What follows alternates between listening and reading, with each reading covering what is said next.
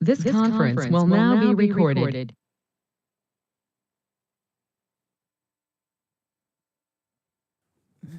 All right, I'd like to call the regular meeting of the Economic Development Committee to order. And Mr. Secretary, I do believe we have a quorum even with our absences. We have a bare quorum. Yes, Ms. Wilshire and Ms. Gardner are committed today and are not able to attend, and I think Mr. Gordon may come later.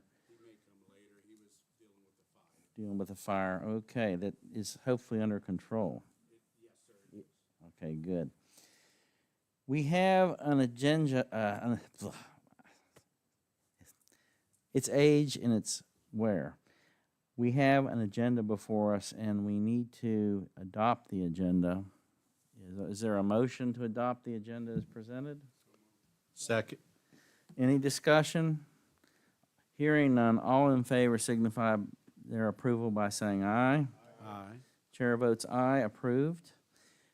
We have the minutes from our previous March 10th meeting. Mr. Smith sent them out earlier today. Have you folks had a chance to look at them or peruse them? I personally have not, but There was one here, I failed to mark. Did you get a chance to look at them, Joe? Okay, I had a chance to. Being present. I did have a chance to look over them. I think basically they look okay, but we can actually defer this to next month if you'd like. Or do we want to just go ahead? Want to just take a minute and look at? And with the change Mr. Smith suggested, I found it acceptable. Okay. What was the change, Jim? Show Jonathan being in attendance. Oh, okay. I don't know how I missed that.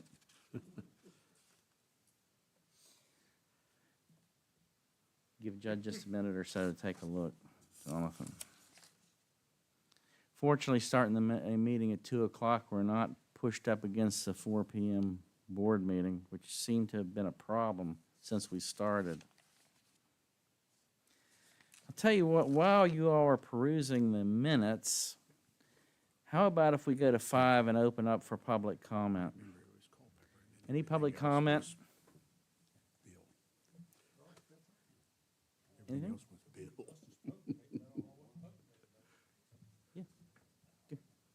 Anybody online, Kim? No, I just meant the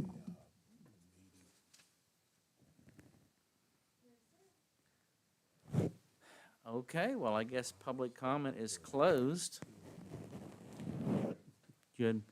Jonathan, looks like Judd's good on the minutes. I'm good as well. I was just reviewing them. The bulk of the meeting was the Director of Tourism or Economic Development for Culpeper.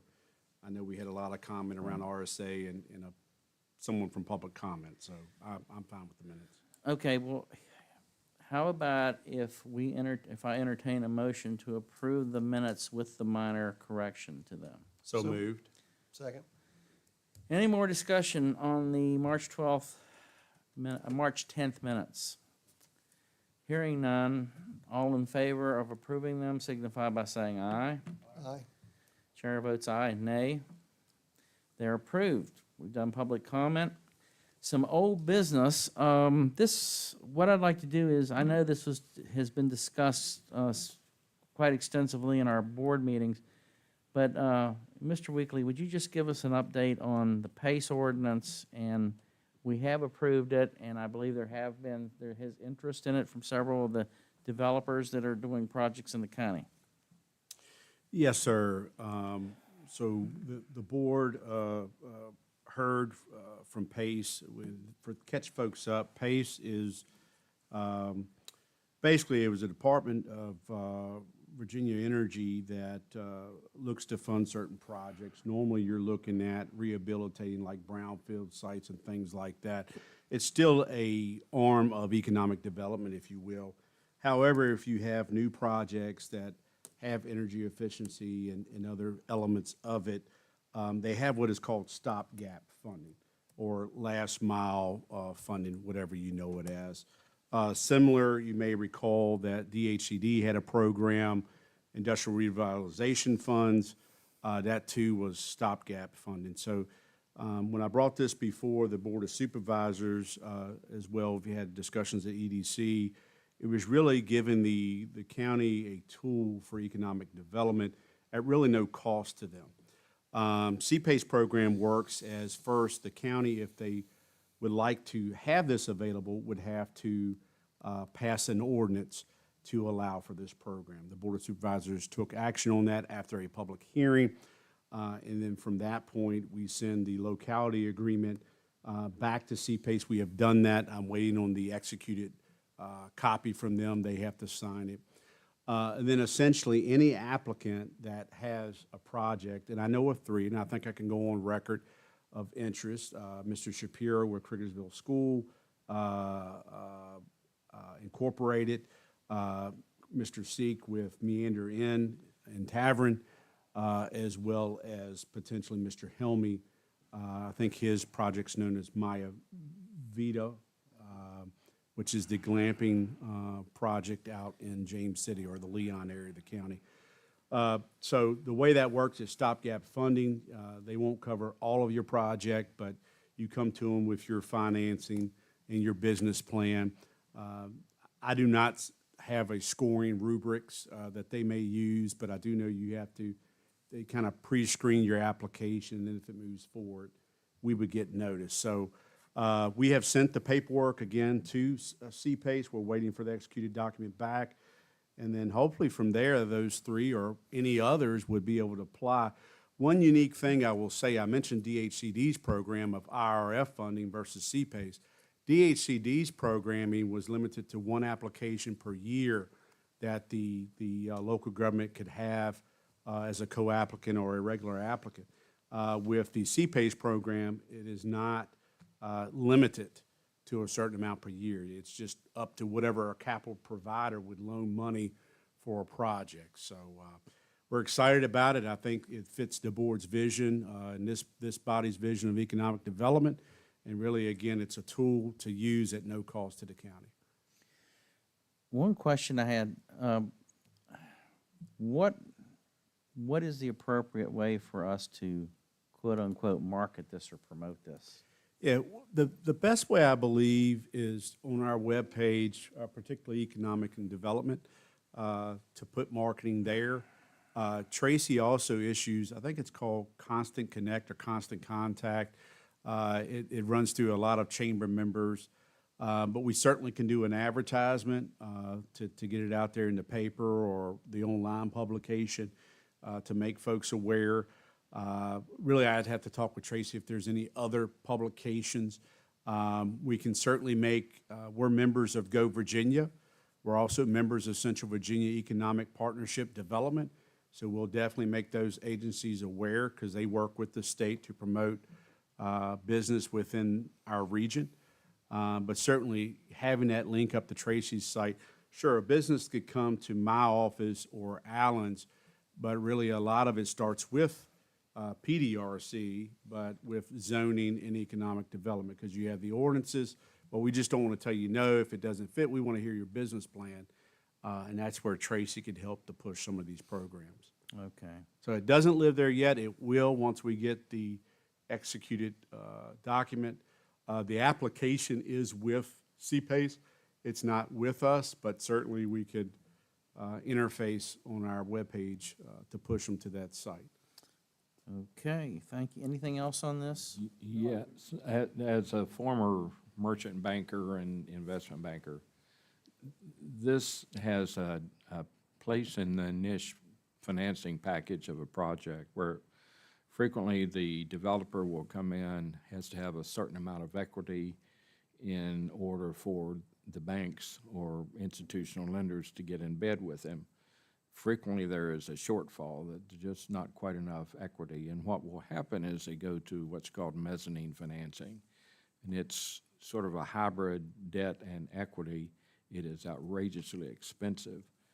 And if there is a group of assets that find the way to fit into PACE, then that provides actually free mezzanine financing on an appropriate deal. So it's really a sweet package. Yeah, just to tack on to what Jim was saying, I think it's great if we have businesses that are coming and questioning Alan's office or Jonathan's office to offer this, to show them that we do have this ability, or the state does.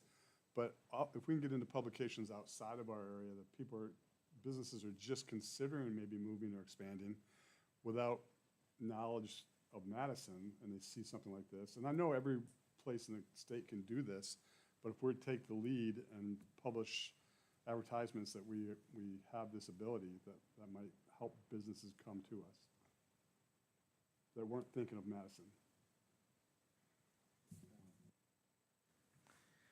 Anything else? Okay. Mr. Nichols, update on R3, R4 ordinance project, please. So, just the foundation of this one, these are the ordinance changes that were proposed in order to put the county in a better position to accept proffers from potential residential developers. So, after a pretty intense process of putting this together, and then one last-minute revision to a statement of intent, this is ready to go forward to a public hearing on May 6th. So, aside from the last change of the statement of intent to R3, which we changed the requirement for or the language for the public water and sewer availability to match that of the R4 district for continuity. We're all done. It's moving forward. I do not anticipate any more material changes to this, and so we're looking forward to moving forward. Good. Any questions from the group?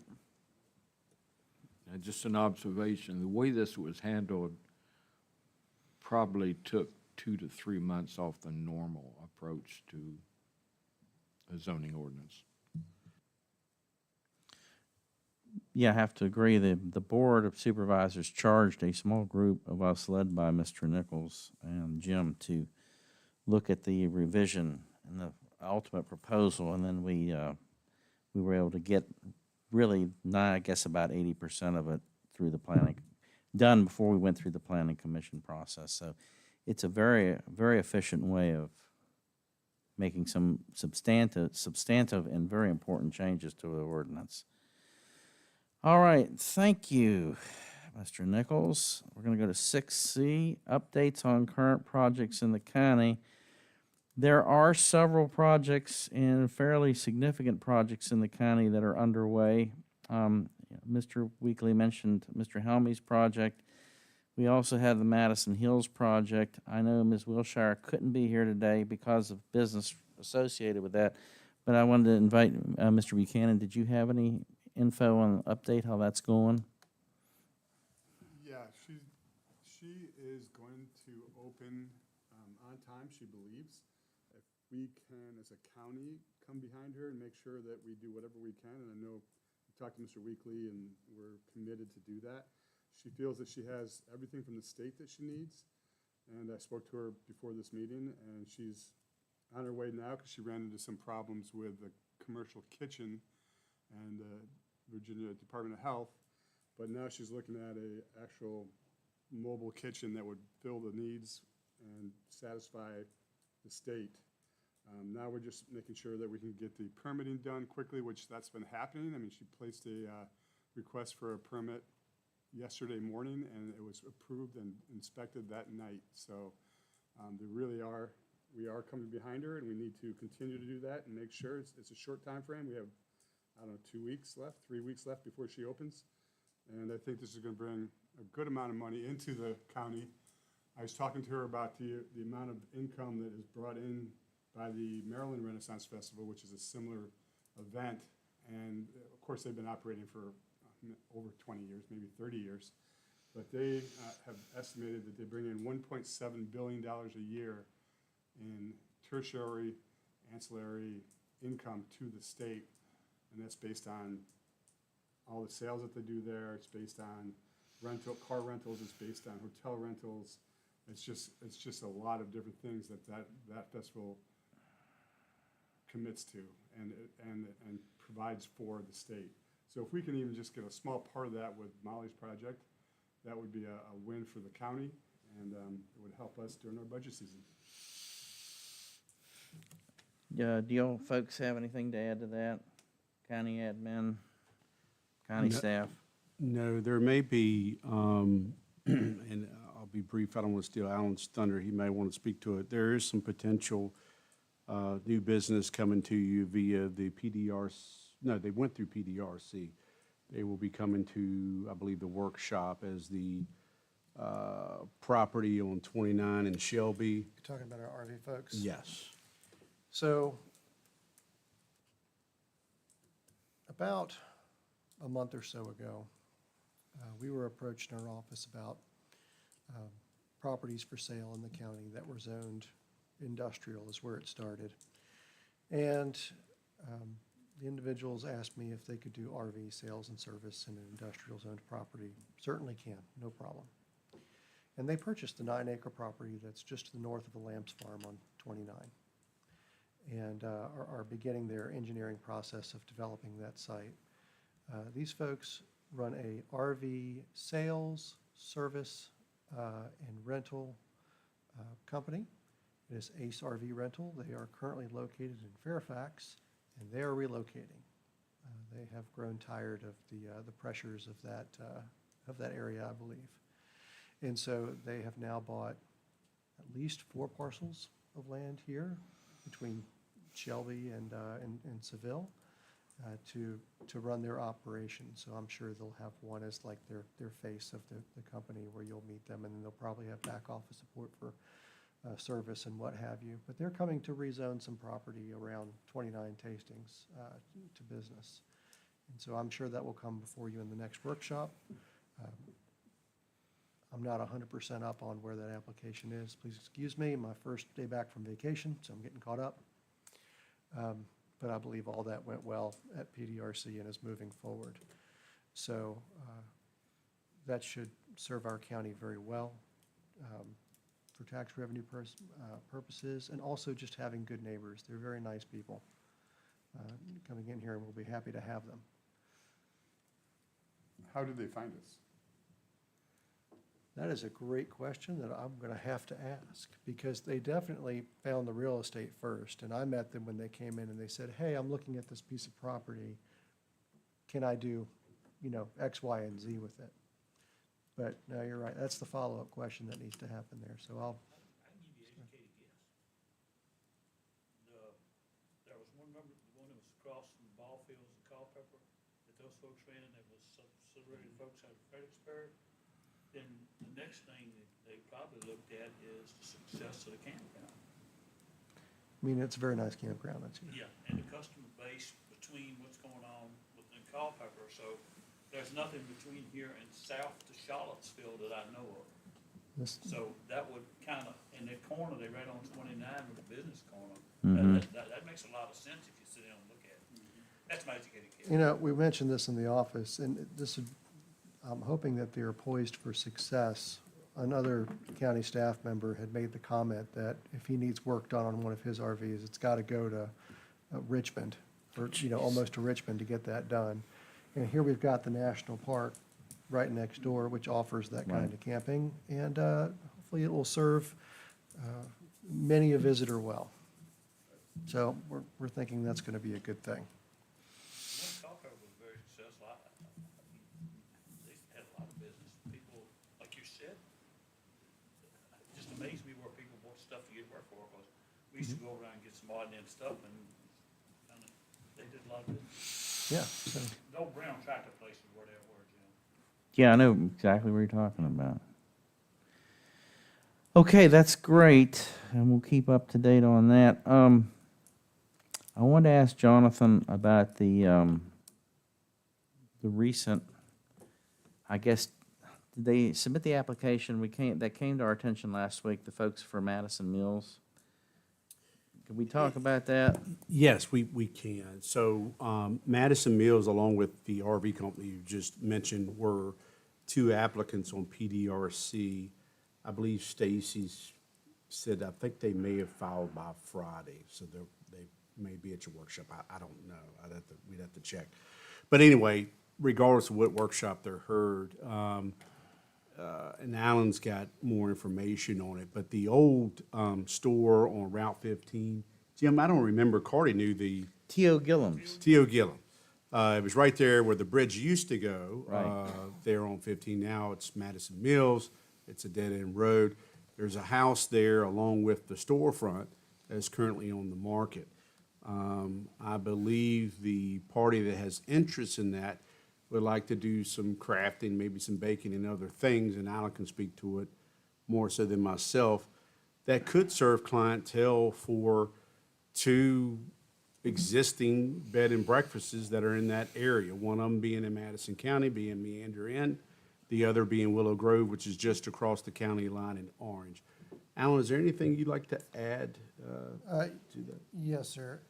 So this is kind of neat. First of all, they did get their application in, so they're moving forward, which is super. But Ms. Miller found this, or has tailored her business here to some of the Virginia tourism initiatives. If memory serves, she started with Tracy Gardner in talking about this, and that there are Virginia initiatives for 72-hour activities, these little, pocket periods of times to develop businesses that serve tourism in that way. So Ms. Miller, in conversation with her, tried to tailor her business to that, to where you come for 1 or 2 days, designed for couples, cooking class in the morning, a recess, follow up in the afternoon for a day or two to accompany your long weekend somewhere at one of the inns or what have you. To expand, to offer,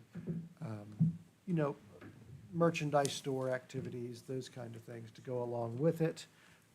But she's looking at the getaway activity that's there. It's a really interesting business model, so that'll be fun to unpack. Did require a special use permit, so she's applied for that, so it'll be fun to learn more about that through the process. Interesting concept. That'd be nice to see something done with that. It's been sitting empty for a long time. Anything else on that? Okay, we're open for some news, some old business. Go ahead. Yeah, just real, Craiglisville School, how are we looking with that? I was gonna ask that. He doesn't have, oh, go ahead. No, please. On the building side, I won't speak for the zoning. I know he's done asbestos abatement. Felix sent some pictures of it, and Jamie's aware of that. I don't believe he has any other open active permits, so not sure what his next step will be. I mean, I have not been submitted anything, but I have seen, he shared electronically some of the plans for the inside. He's had architectural work done, so I think he's going to proceed. But like I say, no permits on that one yet. But I know that he had done the demolition permits to get the asbestos abatement done, and has done a lot of work with the health department permitting that wastewater system in there. Okay. And he may be waiting on this C-PACE. I don't know, but at least he's got the abatement down. Right. Okay, is there anything else on any current projects that we haven't listed or brought up? RSA has begun work on their wastewater treatment plant expansion. Okay, So that's underway. good. What's the ETA? It'll try to take them, 9 months to get the Yeah, upgrades they done? haven't changed their timeline yet. They were telling us December of 2027. Again, I don't know the outfall, the status of that, because they go hand in hand. Yeah, let's be clear, the equipment upgrades in the plant, so the plant rework is happening now. So their capacity will not change until they have the new outfall. And that has not, I've not seen any of that yet. And we'll have to schedule another progress meeting with the group to provide further update. It's been at least 2 months or more since the last update. If I'm not mistaken, they're now, RSA is supposed to now regularly attend meetings like every quarter or whatnot to give us an Mr. update. Elliott said they were gonna come quarterly. Okay, that's good. Definitely be an improvement. They are in the market for a new GM. I don't know if they've made decisions yet or not, so there's some transition there as well. Very good. Well, it's nice to see some things happening. Okay, if there's no more old business to cover, I'd like to go on to new business. 7A, brief report from Tracy. Tracy's away, at the symposium. She did send me the report, I guess she sent it to everybody, the report that would be submitted tonight at the Board of Supervisors meeting. And it's fairly routine activity, meetings she's attended, groups that she's part of. Let me see, one of the things on there that I saw and I wanted to mention. Oh, yeah, this is, I really find this fascinating. You all remember the tractor video that was the, bring your tractor, drive your tractor to school. She said that it's already over 1 million views. So that's definitely promotes tourism, promotes, draws some attention to the county and all the good things about it. What I'll do is I'll just go ahead and how about, Mr. Smith, if we just attach this to the minutes for next month, and then if somebody wants to see it, it'll also be in the Board of Supervisors packet. But again, there's nothing really extraordinary about this month's report, I think, that we need to discuss. Okay, 7B. Now, this is an idea we've been talking about this since I've been on the board, and this is something we want to try to focus on this year. We have a large amount of unused land at the county transfer station, and we're trying to consider some things that we might be able to do to leverage that for economic development. Mr. Weekly made some suggestions, and I'm going to let him kind of expand on some of his ideas. Okay, thank you, Mr. Chairman. So I did talk to the chairman before bringing this to the committee, because I know this is a matter of record, and sometimes you need to spitball ideas before going to a full committee. During my tenure in King George, while I managed the service authority, I worked closely with local officials there, and I learned of their landfill operation. They actually have an active landfill. It's properly lined, which is usually the difference between those who've closed landfills versus those who are still operating. Waste Management runs that operation for them. They bring in quite a bit of revenue. They are not just limited to household trash that comes in. They have the commercial component of it.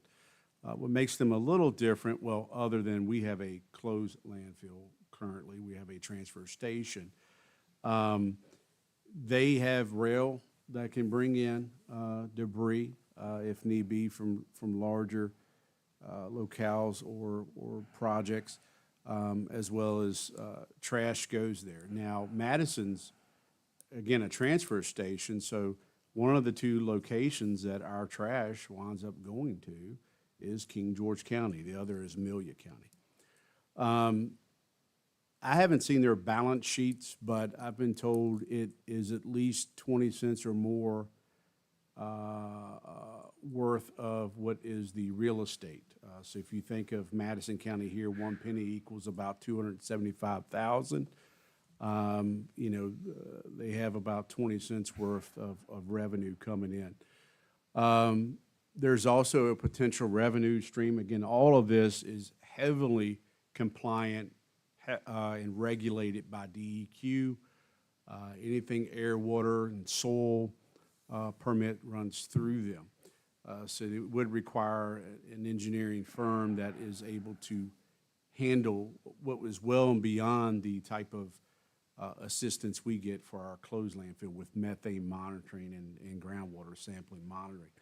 But the idea would be, if this group wants to consider it, we have over 200 acres of unused, non-brownfield property. I realize that this group researched business and ideas. It doesn't mean that we are endorsing or saying that it won't work or it will work. We know, as you may recall, we did data center research, and then we had a town hall.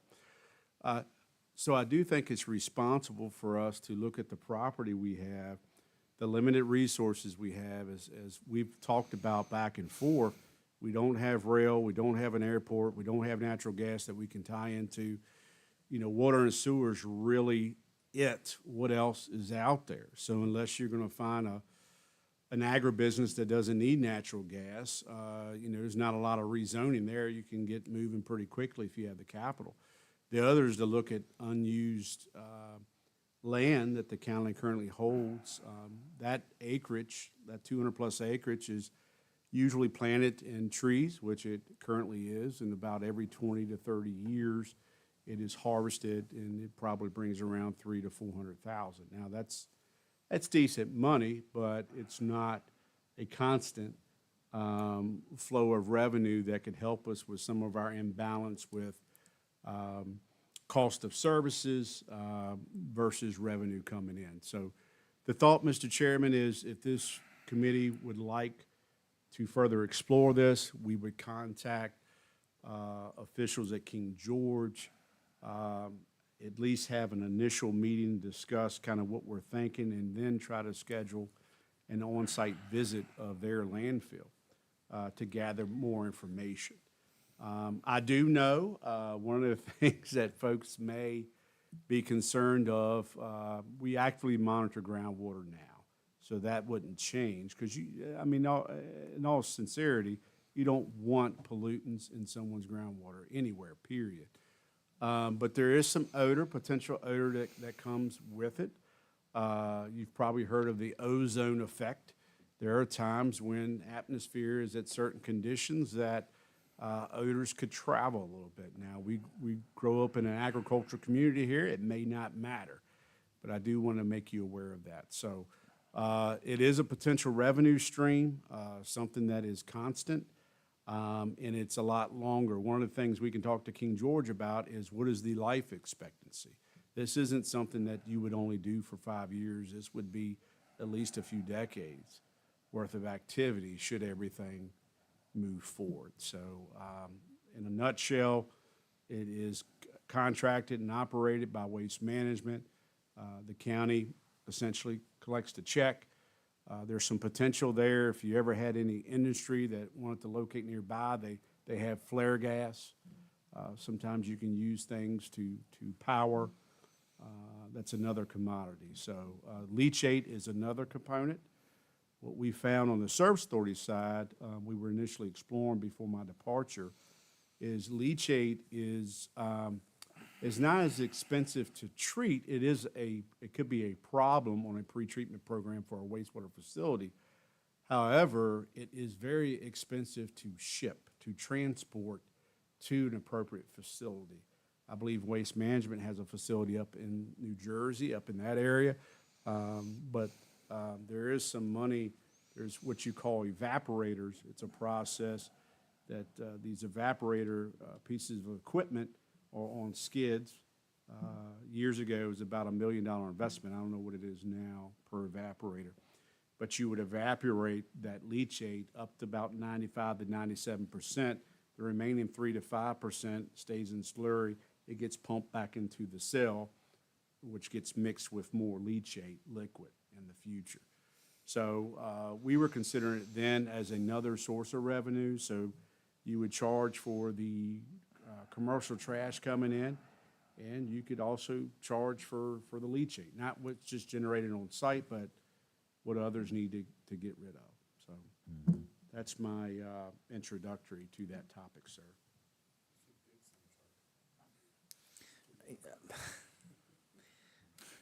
I have a question. You said that you anticipate that if we started filling up that property, about a 20-year life expectancy? I think that's safe to say. I don't know how long or beyond that, but I think it's safe to say 20. And at the end of 20 years, what was the result? So as long as they give you, so if you drove by that landfill now, you have to go back for the approval process if you want to go higher.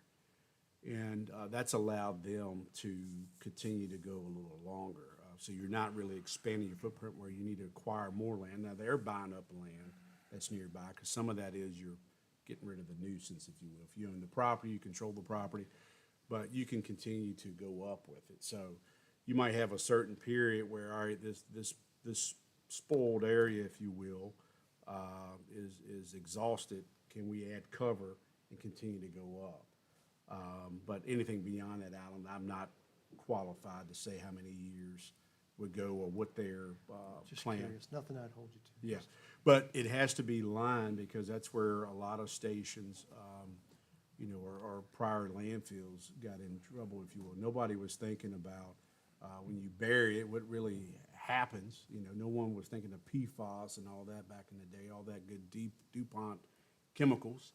But now it's upon us, and that's what closed majority of the landfills around us are closed landfills. They went to transfer stations. So it's not something where I know that DEQ is actively promoting and say, yeah, go build a landfill. But I don't know if they would stop you. We would have to consult. There's a lot of steps in this. And it would be a heavily regulated activity for sure. Yes, sir. Well, this type of operation, if they want to generally do an incinerator process too? You can do an incinerator. I believe they have an incinerator on the site too. So it gives you options there. Yeah, if you do an incinerator, Fairfax County, I believe at one time had the incinerator process and all that, going up there and seeing how, where there's load dumped every 3 minutes, a tractor trailer we're talking about. I mean, the process was fairly clean and, where it was at, you had to know where you were going to kind of understand it. We went up there and toured that thing and, with the regulations and stuff that go with it, to be honest, you're not gonna get anything else on that site because of what's there. And good luck. This is the most common sense thing I've heard in a long time, in my Yeah. opinion. Do they require gas to run an incinerator, like a hard line connection? I'm not sure on that, Alan. I know there's a benefit of if you have flare gas, which all, landfills would have, it just determines what's the quality of that gas. Even on the wastewater side, you'll have a flare, you'll see burning, but sometimes the quality of the gas is not sufficient enough, so. I would say one of the difference between the location of the facility I'm speaking of versus our location, their landfill is located in an industrial park, which makes your tenants a lot different who may comment, but it also makes your access larger. So, very sizable entrance coming in, but then they have inbound, outbound lanes. So, that's something we would have to take in consideration too, is how would you even handle the design and the infrastructure to get folks in and out? I think that's the least of your worries, but something you would have to consider. The roadways coming in they're decent. I mean, it's still a secondary road, but you have to think about that too, what heavy truck traffic does to a road. But certainly with certain revenues from that activity, you might get in the revenue share program at VDOT to widen that road. So just some thought. So if the committee, wants to further explore that, then I will work to make those points of contact with Mr. Chairman. And Well, since we've started economic development the last couple of years, we always committed to examining everything. That doesn't mean we would accept it or proceed, but we wanted to research it so that at the very least you could put it to rest. And it won't always be, well, what could we have done with the landfill? Or, could we have had data centers, et cetera, et cetera. We've been answering those questions with our research. And personally, I think that we ought to pursue at least research on this possibility. And to be very clear, and not that hopefully this won't be all over social media in 5 minutes, that Madison's opening its landfill for everybody's trash. That's not the case. This is just a preliminary investigation to see that it's feasible. We do have that land that's not being used, and we do have some significant revenue needs, and this is a significant source of revenue potentially. So I don't know how the committee feels. I guess I'd entertain a motion officially for us to pursue the research on this. Any further discussion? Hearing none, all in favor signify by saying aye. Aye. Opposed? Chairman votes aye, so we'll pass that. And Mr. Weekly, will you please take the lead on that? Yes, sir. As you already have. Thank you. Yes, sir. Okay, a couple of things that I put another section here, 7C on tourism. And thinking about, tourism is something we have, something that we want to try to continue to enhance, and those are things like Madison Hills, it's already in the works. Mr. Helmy's project, possibly the Madison Mills project. But some of the things that we could possibly do to enhance our tourism revenue, and I just threw a couple of things under there. One is the update on the VA 250 project. Judge, you're on that. You want to kind of give us an update? Yeah, it's actually come together quite nicely. We have an event on July 2nd, which is like a community picnic. We're gonna have a band, a tent out in the library lawn. And we're gonna have some reenactors from the Revolutionary War that will be there. There will be no battles or anything like that, but there will be people in period dress and to answer questions about that time period. And the Madison actually was the Culpeper Minutemen, and but they were comprised of Madisonites back before we were Madison. So that'll be interesting.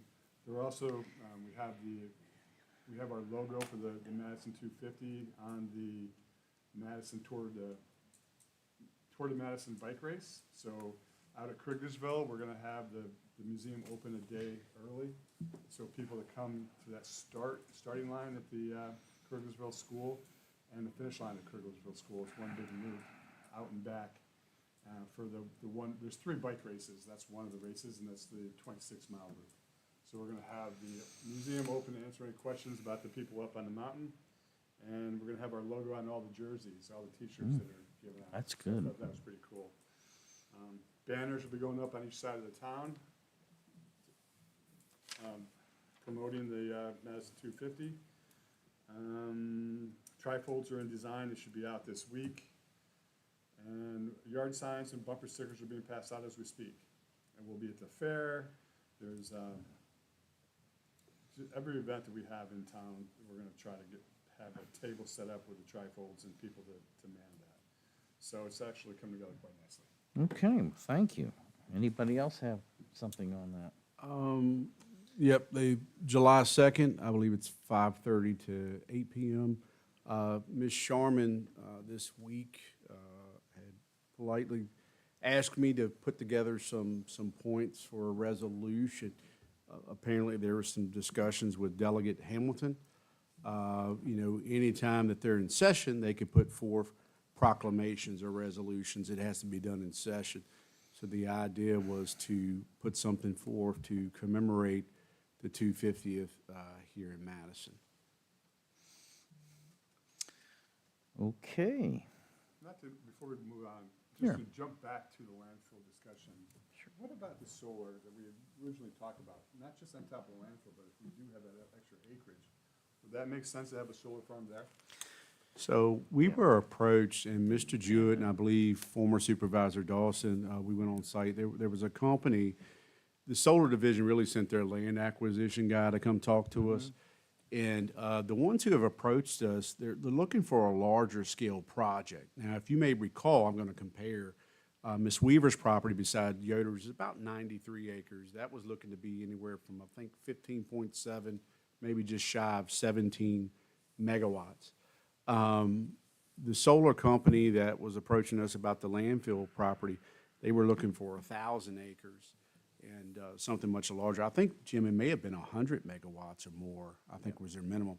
So what we had mentioned to them at the time, as it seems like we always do, is, go talk to neighbors. We obviously don't have 1,000 acres, but if you could work with contiguous acreage, at that time, the land across from the landfill was for sale. But we never heard back. So I'm assuming that means other landowners, because you have the Kips through there, and I think the Wilson family had that large tract. So I'm not sure if neighbors told them no politely, but it's been more large scale versus small scale. We'll entertain anyone that comes before, but it's only been a large scale project that's approached us. Can we look at smaller scale companies that would be amenable to something like that? Because if you ask me, if you got all those neighbors around there, they're not gonna want a landfill in there. They may go, all right, what about the solar?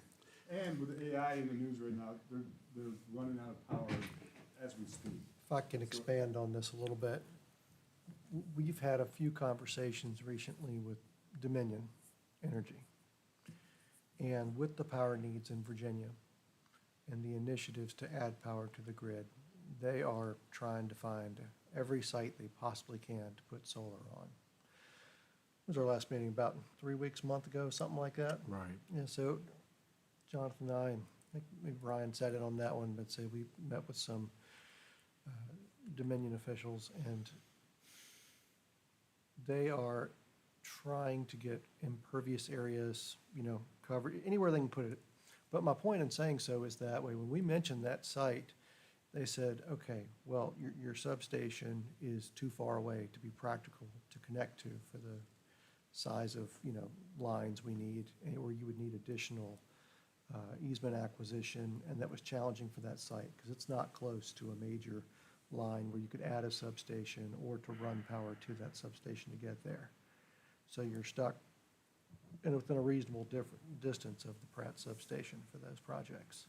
And then with the new, this new legislative packages that we have, if you have property zoned for solar, then they can have battery storage by right. And if I can expand on that one, we talked about battery storage at our last meeting, and again today, I spoke to Dominion folks again, and they are working on arranging a tour of a battery storage facility for us to look at, to see if that's something that we would be interested in.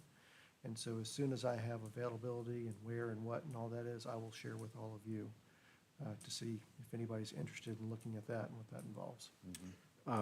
Mr. Buchanan, if I may further expand on the solar,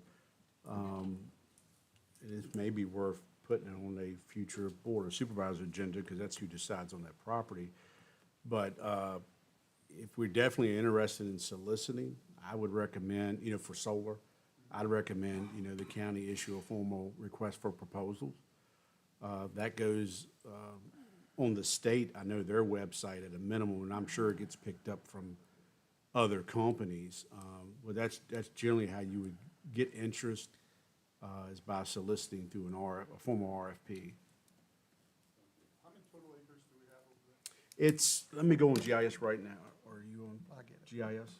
We'll bring that up. Yeah, while you're doing that, Jonathan, if we're gonna do an RFP, then the RFP, I mean, what we did on the last solar application before us is hardly a starting point. That was an abysmal job. So we need to have a much better RFP, certainly setting forth the requirements for decommissioning. Was about 20 brownfield, right? Yeah. The whole site's 240, even if you cut out the area, that's. Yeah, I'm still following up with the agrivoltaics initiative, because that did pass. At least the research committee passed, and that would make a lot of sense if that's done right, because you don't need to be close to a substation, you just need three-phase power.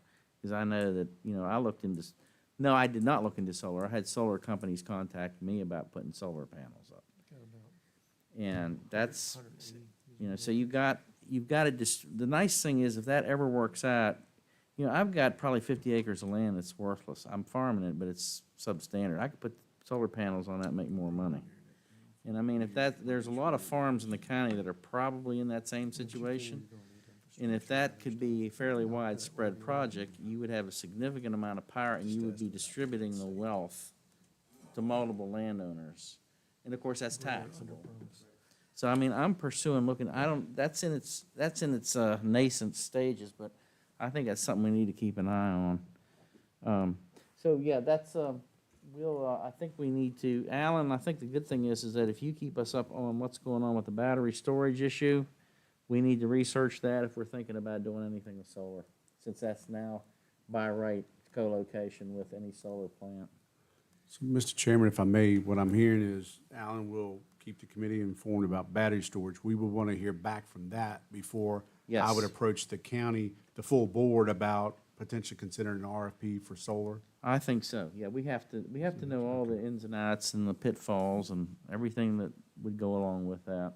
Okay. But, going back to the landfill, and Judd, I'm glad you actually stepped a couple steps back.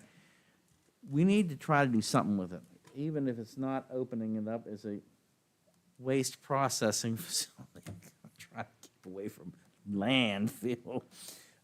We could always put a landfill and then put a data center on top of it. That'd be popular, wouldn't it? But I think we need to do something with that property to leverage it. It's one of the few assets that we really have. And forgive me for not printing out, I'll email it around to the group. I did a survey for the Board of Supervisors. I think I've had at least 3 responses as of right now. And one of those questions dealt with the landfill, such as, do you wish to sell any of the acreage, lease, meaning kind of lease develop, if you will? And, you know, it was kind of a mixture. Another one of those questions, if you wanted to sell or develop it, would you consider a business park or really an industrial park? That's something I haven't really heard a big push for in this county is, yeah, let's go out and do an industrial park. So that's some of the initial feedback that I've gotten from that survey. Okay. We'll have the same infrastructure problems there that we have other places. If you go to do an industrial park, Correct. you have to plan to put Oh, it's water and a sewer lot of and- challenges for that. Yeah, quick question on the existing facility. I know that Orange and MCSO had a joint shooting range out there at one time. I don't know if they There's a still range. use it. Is there any chance of doing a public-private, not as Mussolini conceived, but an actual public-private opening a gun range? Those things are few and far between. I wouldn't want to do it anyway. Yeah, I do. But they I want do. like 1,000 acres. Yeah, we went to I would support that. establish that, or further development, establish that just for the sheriff's office. At one time, I think we had other places like CVRJ and all certifying. Yeah. I will say, Mr. Smith, I'm not saying no. If that's, again, I think the discussion here today is what uses could we consider for it? I'm happy to follow up on that, if a gun range is desired. Certainly the berm and everything is there, you know, the earthen berm. I think we actually just redid that. We sifted all the brass out of it. So, I'm happy to entertain any research or direction this committee would like. Well, I think with the landfill, this is an ongoing item, discussion, research that we're gonna be continuing on this year. You know, right now, the focus is, I think, two-pronged. One is you doing additional research on the possibility of the landfill as a landfill. And Alan, you're gonna update us, keep us updated on what's going on with solar requirements. Because those are, I think, probably right now the 2 most likely things we can do with it. Of course, we're not closed to any ideas, but, you know, let's look at this year and see what we can do. And then if we can't do something or we can do something, we've made a decision. It's not booted off till next year or 5 years down the road, which we can't afford to do, as people are gonna find out tonight. Okay. Under C2, Community Theater Project, several people have approached me about setting up a nonprofit community theater group, similar to what you have down at the 4 County Players, and also up in Rappahannock County. And there's an interest in doing this. One of the ladies that's interested in this, she was gonna try to come today. I don't think she was able to make it. But it would be I think what's being envisioned is a nonprofit 501c, similar to these other locations. And this particular group would work in conjunction with the high school drama program.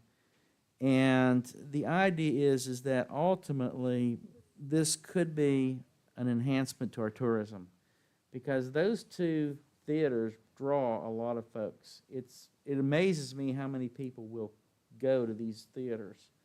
And I think it's something that we could look at. There's a small group of folks, me included, that would be interested in looking at that.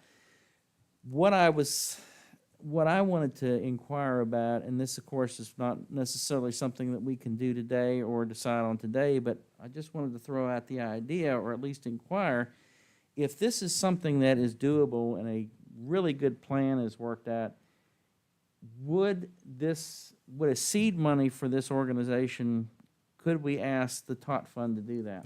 Would that be appropriate, or is that not even appropriate to consider asking? Tied to tourism, yes, sir. It's a very appropriate use.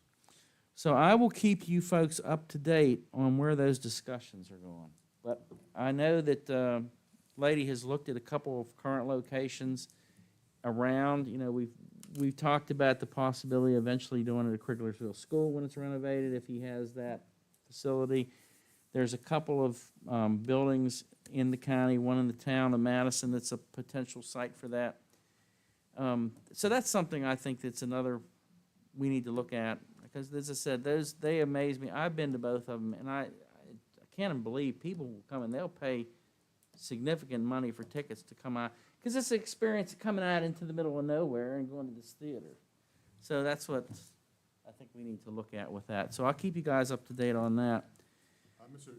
Chairman Jewett, I've seen your acting abilities on YouTube, so I'm assuming you're gonna be one of the lead. No, I don't know about that. Are you referring to the meeting of the Board of Supervisor meetings? Or the Easter Bunny and Bigfoot? Yeah. Okay, and the ghost video. Anything else with regard to tourism, any ideas is something we could pursue this year to enhance? I know, I wish Tracy was here, and I wish Molly were here, because they, along with Judd, are really, that's their area. But Judd, can you think of anything else we could do to get our tourism traffic up?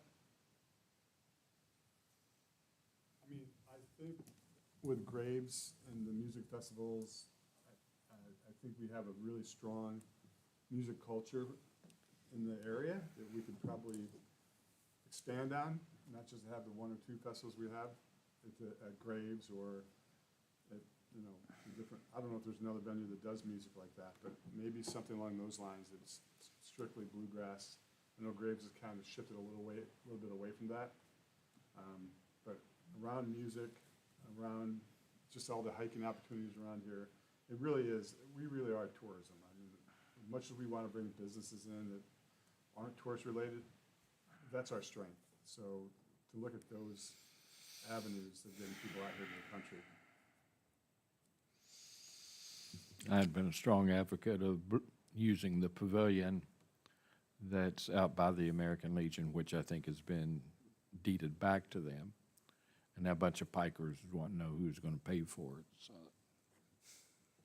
rather than viewing it as a community event. But that'd be a great place. And Hoover Ridge is being developed, so that's going to be another great place. It already is, but it'll be even better. You know, one thing, conversation keeps coming up, and this is very frustrating, I think, for a lot of people in Madison, is, you know, we've got Old Rag Mountain, we've got the Shenandoah National Park.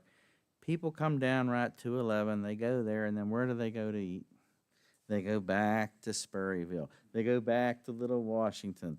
They go back and see plays in Little Washington or comedians. And I'm like, it's like they come in the county and then they just bleed right back out the way they came without us being able to attract more of that traffic into the county and get some money off of them. I know it's a very crude way of putting it, but that's what we want to do to enhance our tourism dollars.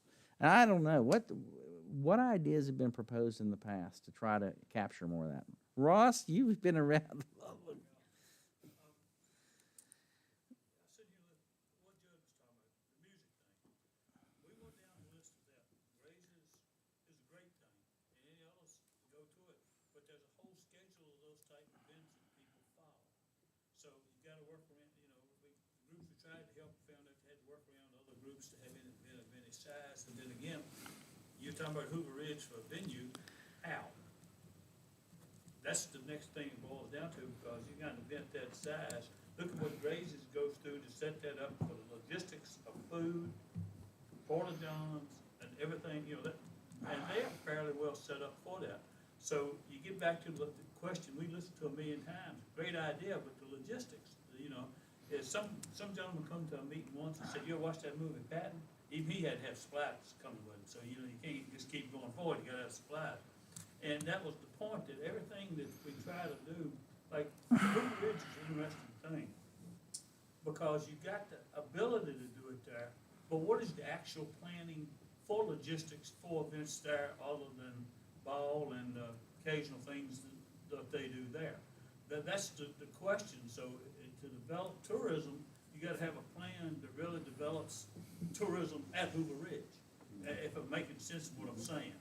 So, and we'll go across the road, we'll talk about the Young Farmers Grounds. That is another interesting thing that we talked about in various discussions, that at one time they were hoping there could be upgrades to the building there, that you could have events with that building, be it, sale events for 4-H animals, you know, so forth and so on. But here again, you got the same problem. It's really not, it's a building, but what's it really set up for? Any events there, you have to bring in, here again, the logistics, the food, the porta johns, stuff like that. So the real question I've got is where exactly is your planning on that kind of stuff? Well, so I'm not a community planner, but Hoover Ridge at least has ingress and egress, you know? Yeah. So you have that, Yeah. and we're gonna have more facilities there than what's going on up at But Graves. if you wanna draw 15,000, Yeah. 10,000, 5,000 people to a music event, how you set up for it now? Right. I mean, that's the way you get into it. You got, those are the type things that Hoover Ridge makes the most sense for a lot of what you're talking about. The theater idea that's being talked about, it'd be some kind of wonderful if there was a building there, like, I don't wanna bring the word community center again, but that was a great idea once upon a time to be put out at Hoover Ridge too, to have a space for these type of events. That would take you halfway to where you wanna go. So, it's as Jimmy Hale said one time, you gotta figure on spending some money to make some money in this tourism game. And a community center to carry out some of what Mr. Jewett was talking about would make a lot of sense for that. But I guess what I'm trying to say is some of the stuff we heard, we ran up to the same thing. We couldn't support the underlying for it to happen. The Craigsville School, here again, if we get all that going, be a great spot. It's on the way to another known tourist. I talked to Lynn Graves the other day and I said, you know, how's things going? You know, you realize very few, he was telling me that most of the folks that come up there to eat dinner aren't local. Very few local people go up there to eat dinner at night. They just don't see it. And he said some of the things they thought about doing, well, they tried to, you know, for hunting season, organize hunts. Well, it's not that like people watch on TV. You gotta walk up the mountain and stuff there. That doesn't exactly go well. And here again, with the amount of stocking that goes on from Virginia Department of Inland Game Fishing, whatever they call it now, for some reason, we know the water's been down drought, we're just not getting the fish that some places have been getting, and, you know, that cuts out on people coming through to spend a little bit of money there. So, I mean, those are the type things that would work, but, you know, things just seem to stack up against us when you start talking about what we actually have. Things to enhance that would be a great idea, but I'm not smart enough to tell you what the great idea is to make it more applicable to support what you got. I mean, that was what we heard when I was on the board and, you know, planning commission. I mean, a million great ideas have come through here. You know, a lot of stuff I like to see. Somebody asked, how come we didn't use White Oak Lake for recreation? You explain that to somebody, how the county actually owns the water, but actually private people own it all around and developed that way. We can't use it for that at all unless about, you know, have property up there or something. So that answered that question. We got asked that years ago. Then I talking about the ideas at the landfill. Somebody said, well, you know, because of the way the property is, and Johnson's up there, the road that they use to go to the shooting range, that ain't exactly on the county's property, is it? I think it's on county property, but it's not ideal. It's a 10-foot thing, and so the transfer, which was approved for that thing, basically it's the pipe stem lot, if you wanna say it that way. Yeah, you've got another access right before you get, or as you approach the property where the fence begins, there's a double gate there, but I think that becomes a logging road from years ago. Yeah, so to get your 50 footage or whatever for commercial entrance, you'd almost have to figure that the item shelter gotta be moved. Well, Ross, thank you for that input, because as I said, you've been around doing this longer than most of us. You know, answers. Well, I'm not sure we do either. Yeah, it's interesting. For the Highland Games, that schedule is set up and down the eastern seaboard following decent weather. the games in Spotsy needed to find a new place. They went to Parks and Recs, said they would pay for everything, redo the fields, and no, you're gonna mess up our fields. Didn't even talk to economic development over there, just, and that's one of the largest. I mean, it's not Yeah. quite as large as Alexandria, it's not quite as large as some in Asheville, North Carolina, but it's enormous. When was this? It's ongoing. No, did they just go to Parks and Rec recently? In Spotsy, I don't know. I'm writing Several down. fields, yeah.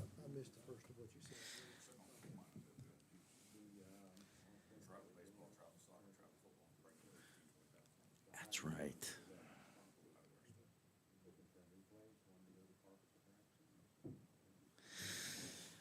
Okay.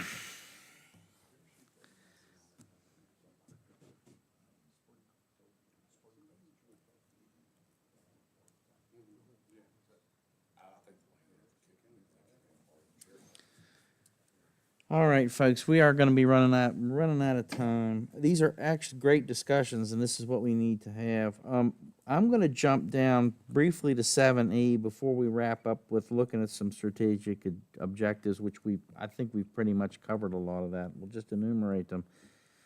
But I know that Jim and I have been involved in legislation with the General Assembly this past year, and the board has talked about, based upon the advice of our elected representatives, that we start proposing or supporting legislation in the summer of the preceding year of the General Assembly session. And there's several things that are on the radar right now.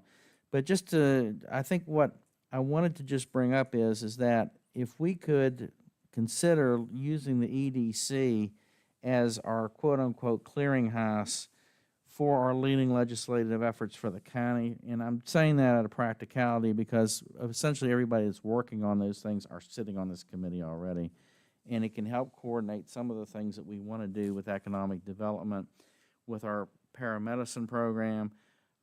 There's several things, but I'd like to have us take the more or less take charge of coordinating that. Otherwise, I think a lot of these things are just going to fall by the wayside. So if that's, and I'm not sure that we need a formal motion on that. If somebody would like to move that we would take the lead on coordinating our legislative efforts for the county, I'd entertain that. I guess, Mr. Chairman, I'll make a motion. Well, let me go ahead and make the motion, and I'll explain what I'm thinking. I move that we recommend to the Board of Supervisors that the EDC is lead on legislative or development of legislative initiatives and objectives. Okay, I think that's where we need to go So for with that. discussion, the reason why I said recommended, you all as a body determine, you will have goals and priorities that I believe is included with your budget presentation tonight. And some of that in there, as you set goals, was to start early with legislative. Certainly if the board would designate this group, I think summertime, like a inviting legislative members up here for like a lunch and learn type of thing would be adequate. So it'd help us get a jump start because we're already almost at the end of April. So Okay, so that's our motion, is basically to request that the Board of Supervisors designate us as, I want to say, quote-unquote, managing any legislative efforts for the county. Any other discussion on that?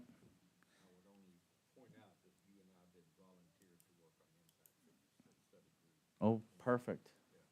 When that could, we would definitely support that as a county too, so that would come through. All right, so I'm going to go ahead and call the vote. All in favor of the motion signify by saying aye. aye. Opposed? Chair votes aye, motion carries. I will work with Mr. Yao, the chair of the Board of Supervisors. I'll discuss this with him and tell him that this is something that will be coming down the pike. I don't see any problems with it. Last thing is 7F, looking at our strategic objectives or focus for 2026. I think we've already mentioned some of those, but let's go ahead and enumerate them. I'll start off it looks like that one of the things we discussed and we want to pursue is that the research on possible uses for our landfill property. Yes, property.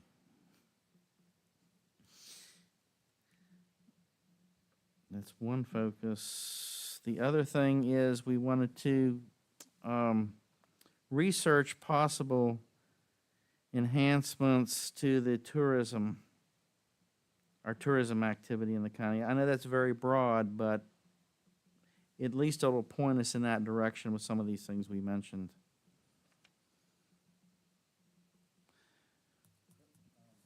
What else? Did the Hoover Ridge and the Scottish Festival, I don't know if that's still too late or not, to see if we can attract business, or, events like that, the music events. Let's see Okay. what's the total number of people we can get up there for, and, Okay. yeah, you had mentioned that these music events with 15,000 people, I don't know if we can do that? Easily. Easily? Yeah. And then we also have the park across the road, I would imagine. We'd have to contract with Young Farmers, but that wouldn't be a problem. They use theirs for the fair. Okay, so right now I have three. Research on landfill property use, research on tourism enhancement programs, and research into the Hoover Ridge, possible Hoover Ridge events. What else? One of the takeaways we had from last month's presentation was that when Culpeper was trying to develop their data centers, they picked their development zone, and in that area, they removed the need for a special use permit for certain activities. So somebody could buy their land, submit their normal application and plans, and develop their property. I think that, especially in conjunction with our 29 plan, it might not be a terrible idea to pick which activities you would prefer that require a special use permit now, that maybe we're not going to require one for in that particular area, and then use Tracy to help us promote somebody to come in and develop some of those areas. I don't know exactly what that looks like yet, but I'm starting to think that might be a good idea, because when you tell people, find your property, you get a contingent contract, on 4 months later, maybe you close, because it takes that long to get a decision. So I'm thinking some kind of a development district, we'll figure out something to call it, where you can get your activities done in a smoother and faster manner may be appropriate. Yeah, we'd have to be really thoughtful about that, because when we spoke with the county commissioner up in Loudoun County, they kind of came back and bit them all in the butt. Well, that's why I'm With the saying don't data rush centers, into yeah. it, but it's definitely, I think, something worth considering We have to take it very researching. carefully. Well, Mr. Nichols, would you be willing to kind of take the lead on that? Of course. Okay, thank you. One other thing, and I think this is something that we should evaluate, and again, it's just evaluation. Somebody's gonna run over me on Main Street before my term's up, I know that's gonna happen. But Mr. Smith and I were talking about taking a look at some of the tax structure that we currently have in the county. There's been a lot of talk, I know since I've been on the board, about a business license tax, which I do not like new taxes. However, from what I'm hearing from many of the folks that run service businesses in the county, they're paying taxes to other localities that they should really be paying to us. And I think that we need to take a serious look at business tax, how we could structure it so that we're not putting an additional burden on our businesses, but we're also not letting our businesses subsidize other counties. So I think that's something that we should look at. And Jim, you want to take the lead on that? Sure, glad to. And you recall that 2002, 2004, we had a so-called revenue, they called it a finance committee. It was a revenue enhancement committee. And I've got the reports and all the working documents we had from that. Maybe it'd be good to package those and circulate them. Okay. So it's just a reasonable thing to do to update that work. Jim, is part, and I know I'm asking you to go back and recall from a 2002 report, but Ms. Warren and I had some discussions of this several months ago, and we were having some conversation with Mr. Daniel. Is there any information that we requested? I guess there's certain information, that, you know, the way you request it from the commissioner is a certain way so they can share it, but did they look at like the top 25, you know, businesses or so forth? I think M&T gets excluded if you do B-poll or, okay. That's the analysis that, he has not completed that. We started having that discussions, you know, you'd have to run an analysis, see what you lose, but what do you gain? Right. The county is, well, he has a business registration form on his website. There is no statutory authority for him to ask for it or for anybody to ask for it. But we've always wanted to be able to capture the businesses over here and see what we have. I mean, not just being greedy to get into the business, but find out what we have. Right. And through the M&E,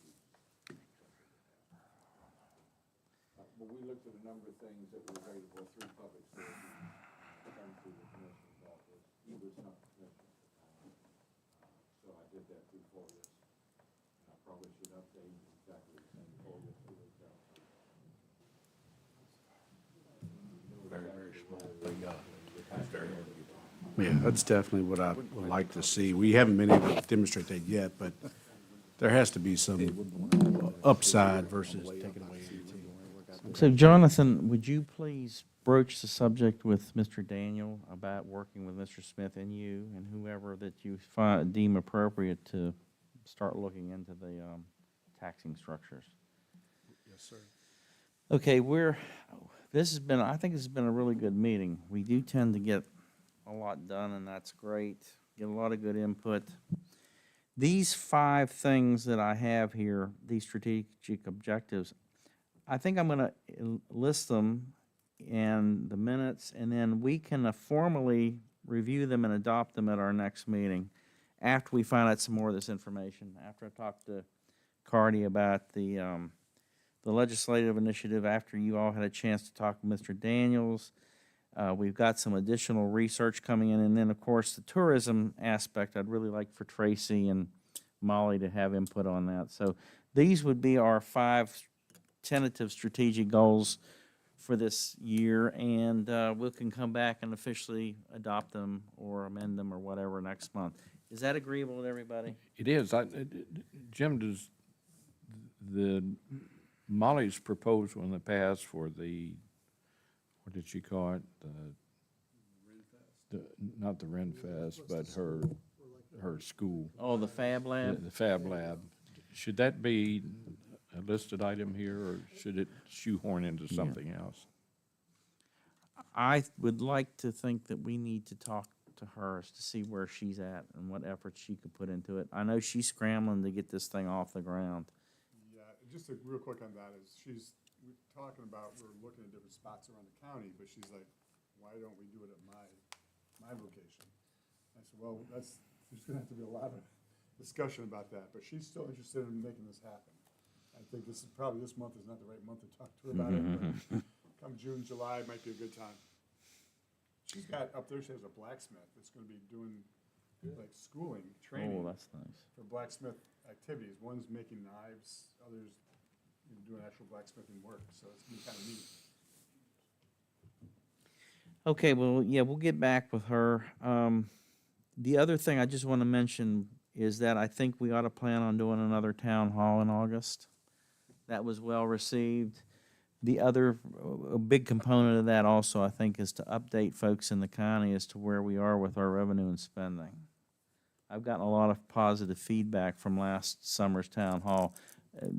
Of course, people were surprised that the situation was not good for our future.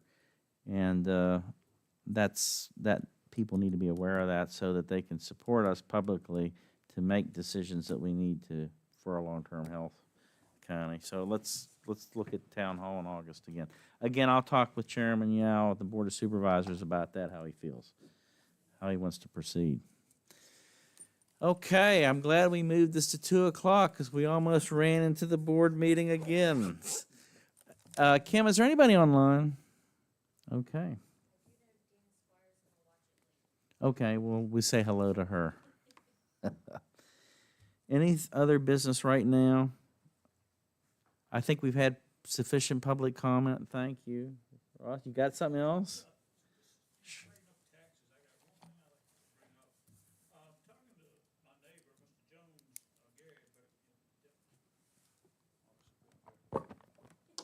Speaking of my neighbor, Mr. Jones, who's down Rapidan Fire Company over here at the library, we were talking about something, and we just were bouncing around. This has nothing to do with this committee meeting, but the question for the Board of Supervisors is, when y'all gonna consider the tax like Culpeper County and other localities have to offset some of the costs for EMS and fire operations? I guess you have to ask the Board of Supervisors Yeah, that. because that's a legitimate question We have talked about to be asked, that. because the EMS needs are changing, because they just are. And, you know, time changes a lot of things. 20 years ago was definitely different than what's gonna be 5 years from now.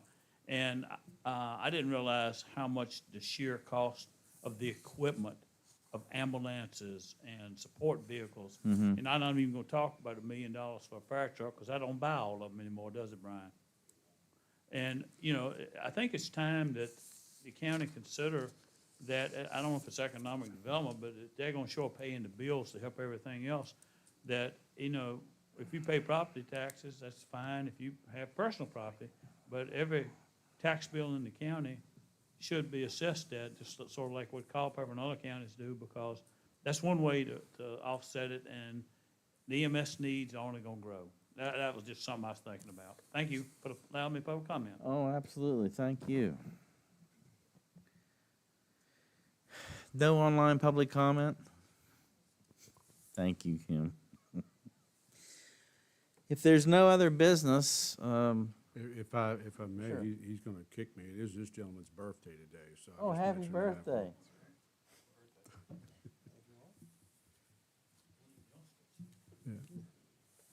Mr. Chairman, I move to adjourn. We have a motion to adjourn. It's been seconded. Any further discussion?